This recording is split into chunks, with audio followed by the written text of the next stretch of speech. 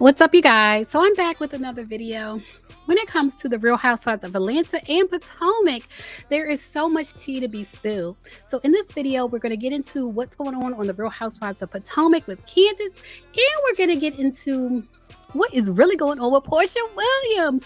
We're going to get into the tea about her bringing an armed gunman into her marital home, and Simon filing a restraining order on Porsha and accusing her of cheating with a man named Kelvin. We're going to get into all that tea in this video. But first, if you're watching and you haven't yet subscribed, go ahead and subscribe, and everyone click the thumbs up button. Support your girl in the algorithm, all right?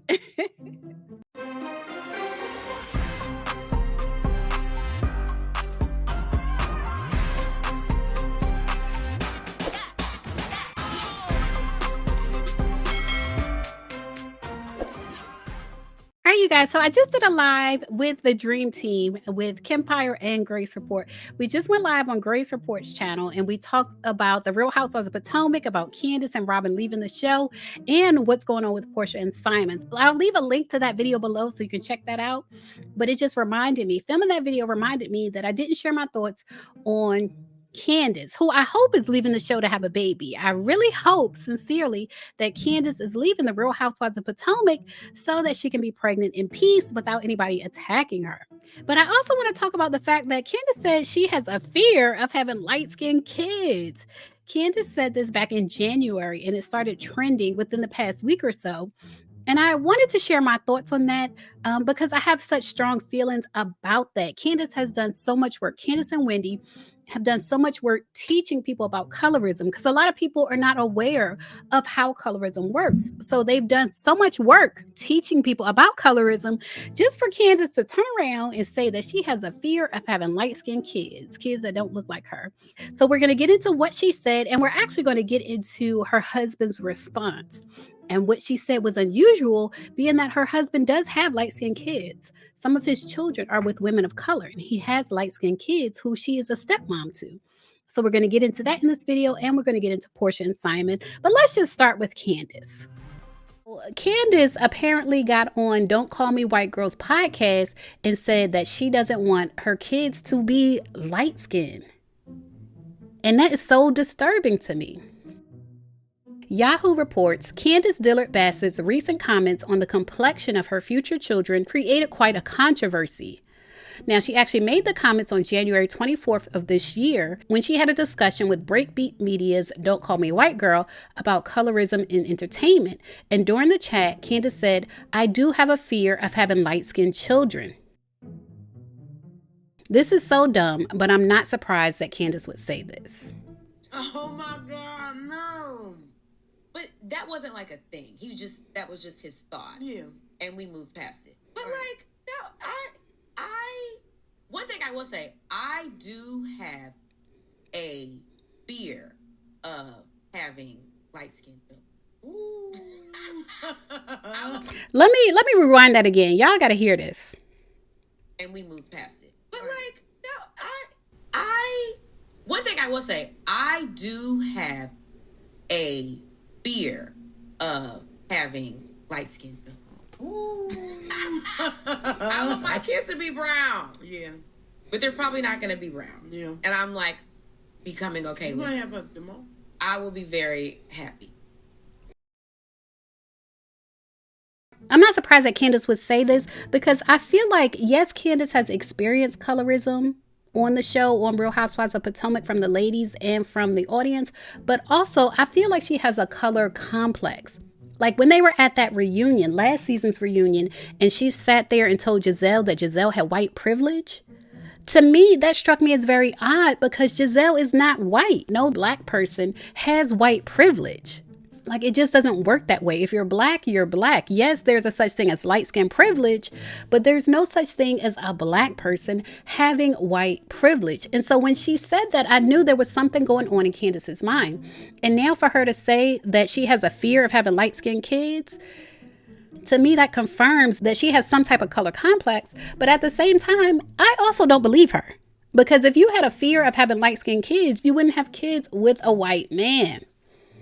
Not a Latino man that might have some mixed ancestry, not even a light-skinned black man, but a white man. If you have a fear of having light-skinned kids, which is, it sounds ridiculous, point blank, period. But if you have that fear, you wouldn't marry a white man and have kids with a white man. You just wouldn't do it. So I don't know that I believe her. I don't. I can't say that I believe her. I think she really has some issues that she needs to address, hopefully before she has kids. So some people on social media are responding to what Candiace said. Kenya's Village said the problem is that she already has light-skinned children, aka her stepkids. And you have to be mindful about how they would process a message like this first and foremost as a parental figure in children's lives. Because y'all remember her husband, I believe some of his children are biracial. So she already has light-skinned kids. That's true. That's so true. Someone else said, well, I want brown kids too after I spent multiple seasons bashing other black women on the show for being light-skinned and having light-colored eyes. Would be sad if her kids saw the clips. No. Now, I don't think she was bashing them for having light skin and having light eyes. I think she was bashing them because of their actions. Like she felt like they were being colorist. I don't think she was bashing them because of their light skin, but I could be wrong. Judging by what she just said in this interview, I could be wrong. Someone else, Jennifer Grady, said self-hatred. People have been looking for the colorist on RHOP, and the whole time the call was coming from inside the house. The colorists on that show are Candiace and Wendy. Bravo is trash for even airing half of the disgusting mess they've said about and to black women.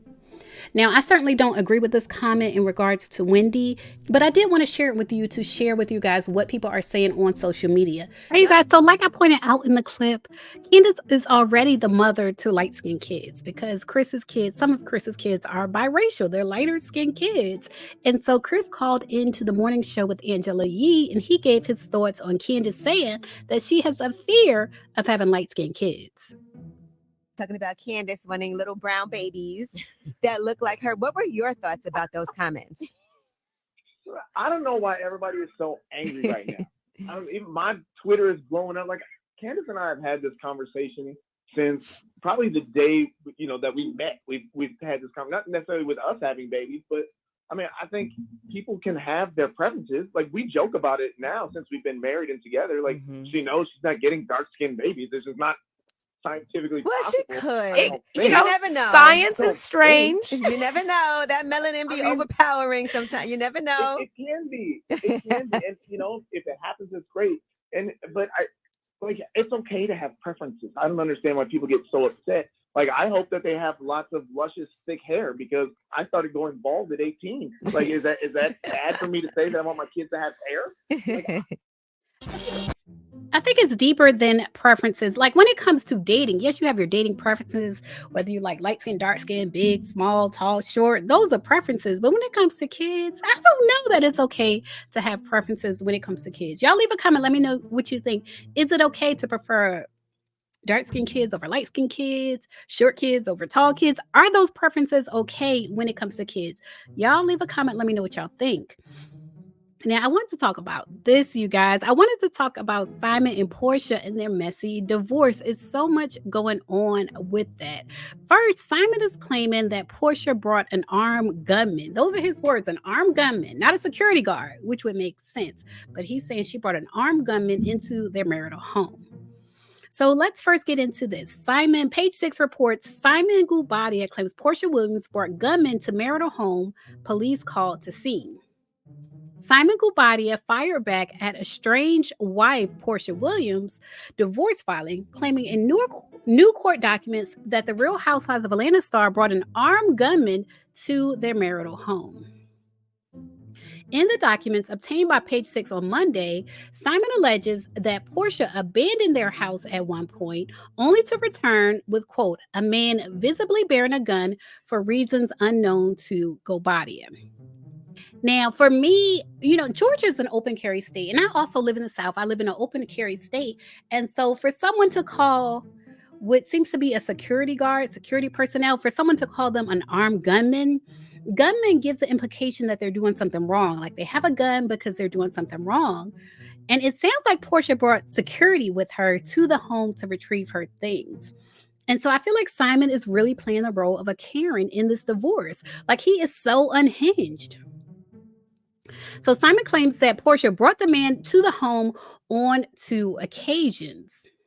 He says in one instance, which took place on March 21st, he had to call police to maintain the peace. And he also claimed that Porsha had third parties to call and harass him and others in an effort to force them out of the home. Now, we're going to also get into the next story, which reveals in their prenup that Simon is supposed to leave the marital home within 30 days of either one of them filing for divorce. He's supposed to leave the home. So Porsha asking him to leave the home it's in line with their prenup. Simon says that on or about March 24th, which would be Sunday, Porsha, her mother, and her mother's boyfriend made a forcible entry into the marital home, disengaged security cameras, and tampered with items and evidence. Now, this is the part that I had to question because I'm like, okay, if this is a marital home, if this is a shared home, why does she have to make a forcible entry? And we're going to get into that. Simon goes on to say that Porsha's behavior has caused safety concerns, especially since there are minor children. Simon's children currently live in the marital residence, so Simon's kids live there. And Simon is requesting a judge issue a restraining order against Porsha Guobadia. But more tea is slowly coming out. Now, as of today, March 26th, Page 6 is reporting, Porsha Williams claims vindictive estranged husband Simon Guobadia changed the locks on their house amid divorce. And so that's why he's saying they made a forcible entry because he changed the locks on the home that they share. Page 6 reports, Porsha Williams claims her estranged husband, Simon Guobadia, changed the locks on their house after she filed for divorce last month. Court documents obtained by Radar Online reveal that Porsha Williams requested an emergency hearing because Simon allegedly had the garage codes and door locks on their marital home changed, seemingly to be vindictive and retaliatory for wanting to divorce him. So he's trying to punish her for wanting to divorce him by changing the locks on the garage and changing the locks on the home. Simon had been in Dubai when he allegedly had Porsha locked out of their Georgia home. And apparently this is a joint home. Porsha said they've lived in the home since before their wedding on November 25th, 2022, and further claimed they signed a prenup on November 11th, 2022, drafted by Simon's counsel. And the prenup dictated, and this is the important part, in the event of a divorce, Simon would vacate the home within 30 days of the court filing. And given that Porsha filed for divorce on February 22nd, Simon would have had to vacate that house, their marital home, by March 22nd. And so this is why Porsha is coming into the home to retrieve her things, because at this point, Simon is supposed to have vacated the home. Porsha is not going to let Simon do her like Simon did Fallon and pull up a moving truck and move Fallon's stuff out.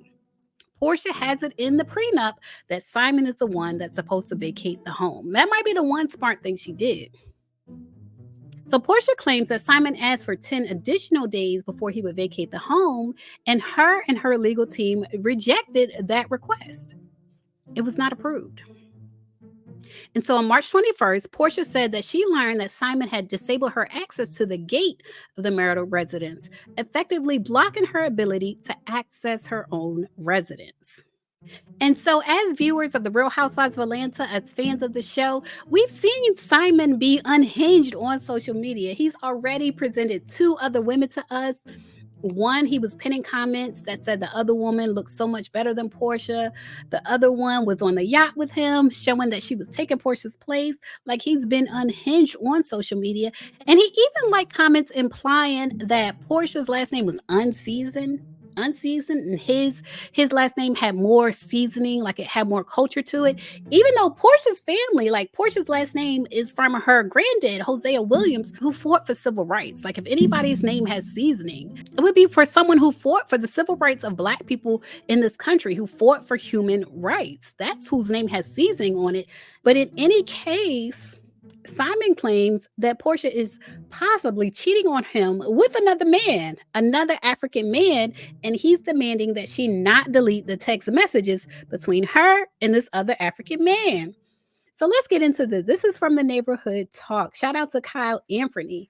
They said, ooh, Simon Guobadia reportedly demands Porsha Williams not delete text messages between her and a mystery man amid bitter divorce. They say, neighbors, this divorce is so messy. It is. It's so messy. They say over the last few days, Porsha Williams and her estranged husband, Simon Guobadia, have been going back and forth through court filings, accusing the other of misconduct amid their divorce. First, Simon accused Porsha of bringing a gunman to their home without permission. That word gunman is so outrageous. But in any case, they say then Porsha followed this up by accusing Simon of locking her out of their house and refusing to let her get her things. Well, now Simon is demanding that Porsha not delete text messages between her and a mystery man. And it's so funny that they call him a mystery man because then they name him. They name him in their report. According to the documents obtained by Radar Online, Simon notified Porsha to keep all physical evidence, including all communications she had with a man named Kelvin Owusu Ansah. It is unclear what Kelvin's relationship is with Porsha, but it's obvious that Simon believes there are some incriminating things in their messages, which is why he doesn't want her to delete them. So Simon thinks that Porsha was cheating on him with this man named Kelvin Owusu Ansah. So being that Simon named this man by name in the court documents, which are public documents, the blogs are reporting on this man like they're reporting on his name. And I can share with you who he is, Kelvin Owusu Ansah. He seems to be a sports broadcaster, like a football broadcaster from Ghana. And Simon is like, whatever you said to him, do not delete those text messages.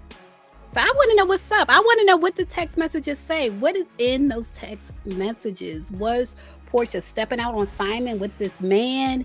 Is it a friendly relationship that Simon is just misconstruing because Simon is unhinged?